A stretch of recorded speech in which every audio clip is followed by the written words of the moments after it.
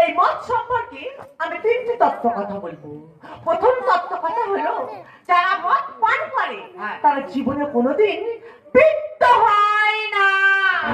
বাবা এমনি সব জানেন যাবি কোথায় হাত করে দেখো মাসুল দেখো যে আমি বাংলা খেয়েছি আমি কখনো বুড়ো হবো না তাই ভালো থাকি বাংলা বুড়ো খেয়েছি বলে কত ঢেকা করতে পেরেছিস ঠিক কর তত্ত্ব কথা শোন আমি জীবনে বুড়ো হবো না।